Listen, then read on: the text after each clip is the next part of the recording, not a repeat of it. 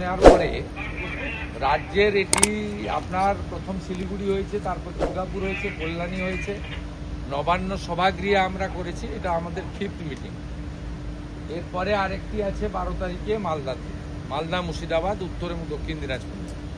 আমরা এই যে নতুন সরকারের ভিশন, চিন্তা ভাবনা এবং প্রায় ধরে নিতে পারেন 70-75-80 ভাগই নতুন এমএলএ জিতেছে।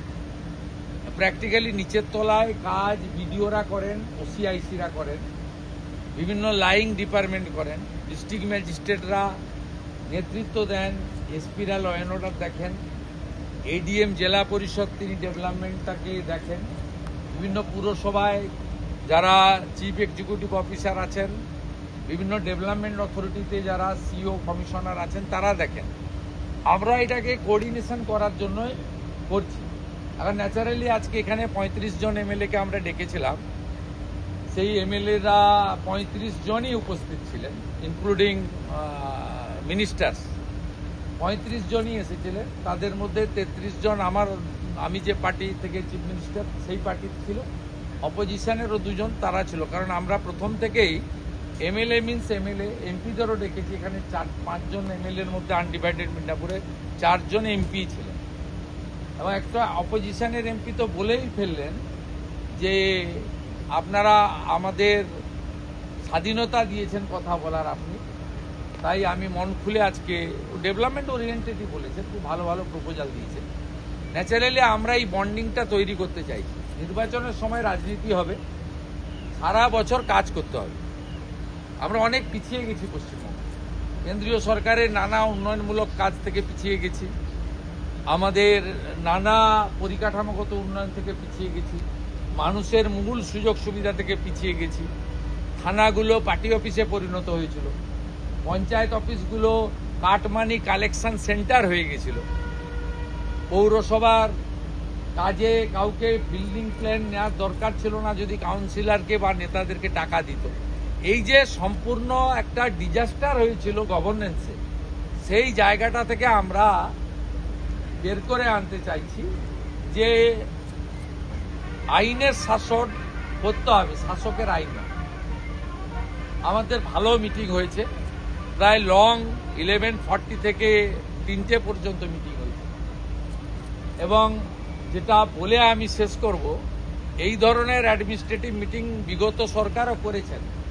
এক একটা মিটিংয়ে 5 কোটি টাকা খরচ হয়েছে এবং কলকাতা থেকে ডুমুরজলা থেকে এখানে হেলিকপ্টার ব্যবহার করা হয়েছে। হেলিকপ্টারে ফুয়েলের রেট আপনি জানেন কত বেশি। আমাদের এই মিটিংটা যদি ডিএমকে দিয়ে আমি ক্যালকুলেশন করে জানতে চাই যে একটু মিনিমাম আপ্যায়ন, একটু মিনিমাম ব্যবস্থাপনা, মিনিমাম, তাহলে দেখবেন এটা মানে 5 লাখই হয়তো ক্রস করবে। গোটা রাজ্য থেকে 7-8 হাজার করে পুলিশ আনতে হতো। আগের দিন থেকে বিভিন্ন কলেজ, স্কুল পুলিশে ভর্তি হয়ে যেত। তাদের ট্রান্সপোর্টেশন, তাদের ফুড সব মিলিয়ে এই টাকাগুলো থাকলে কিছু স্ক্যান মেশিন, কিছু এক্সরে মেশিন রুরাল হেলথ সেন্টারে করা যায়। আমাদের চলার পথ পুরোটাই for the people, by the people, of the people. এই সরকার প্রো পিপুল, মানুষের জন্য যা করার করবে, আমাদের নিজেদের কিছু কোনো এজেন্ডা নেই।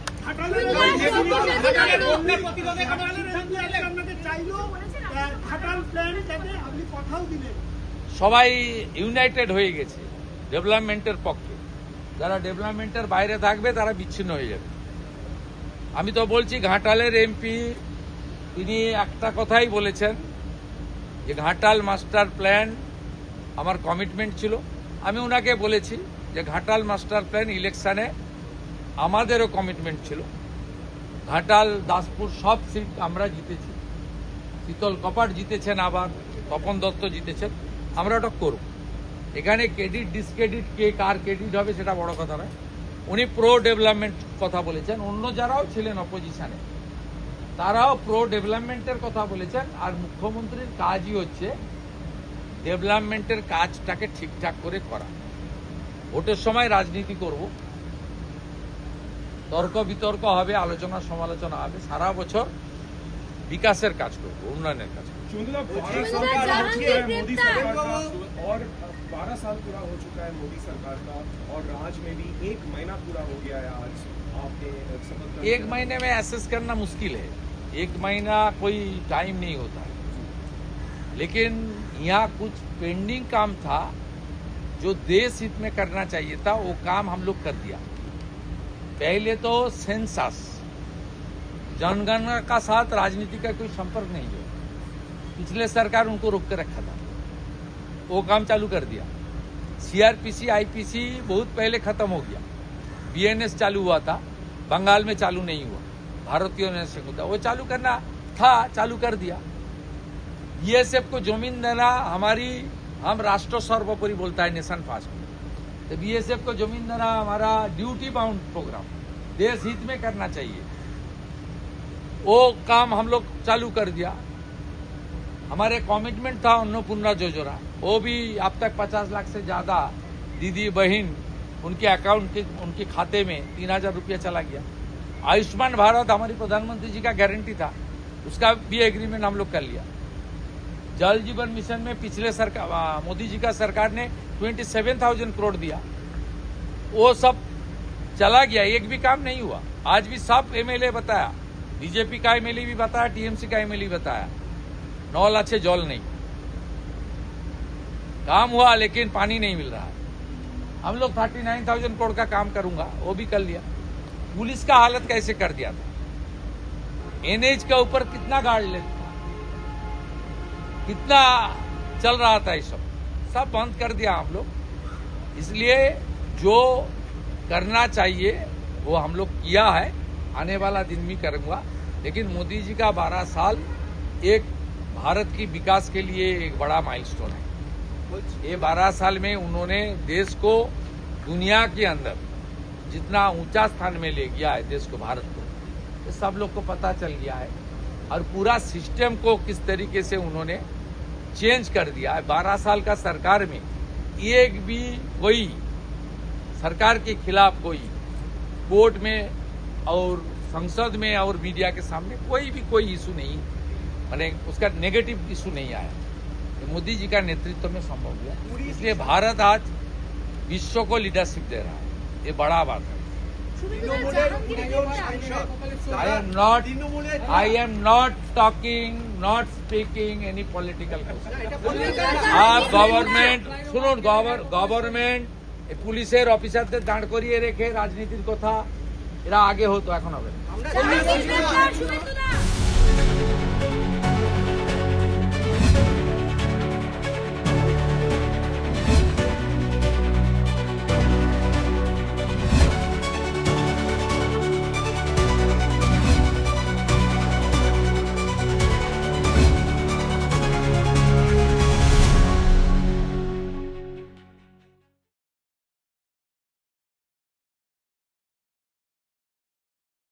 আমরা সরকারের আসার পরে প্রথম ক্যাবিনেটে ভারতীয় জনতা পার্টির যে 315 জন কর্মী আত্মবলিদান দিয়েছেন তাদের স্মৃতির উদ্দেশ্যে আমরা সরকারি স্তরে শোক প্রস্তাব গ্রহণ করেছি ক্যাবিনেটে।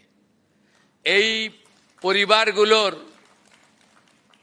আমরা অর্থনৈতিক দায়িত্ব আমরা গ্রহণ করব ঠিক করেছি, তাদের একটি করে কর্মসংস্থান এই মাসেই আমরা তাদের দেব এবং মুখ্যমন্ত্রীর রিলিফ ফান্ড থেকেও তাদের 5 লক্ষ টাকা করে দিয়ে এই রিলিফ ফান্ডের কার্যকর আমরা শুরু করব। দ্বিতীয়, আমাদের সবচেয়ে বড় ইস্যু ছিল সীমান্ত সুরক্ষা, অবৈধ অনুপ্রবেশকারী। আমরা বিএসএফকে ল্যান্ড হ্যান্ডওভারের প্রক্রিয়া শুরু করেছি, প্রত্যেক দিনই ল্যান্ড দিচ্ছি। এখনো পর্যন্ত আমাদের যে 556 কিলোমিটার জায়গা জমি দিতে হবে, আমরা 100 কিলোমিটার মতো জমি হ্যান্ডওভার করে দিয়েছি। তার মধ্যে অগ্রাধিকার ছিল চিকেন নেক এলাকা আমাদের নর্থ বেঙ্গলে। আমরা সিএ এর আওতায় যারা পড়েননি সেই ধরনের অনুপ্রবেশকারী তাদেরকে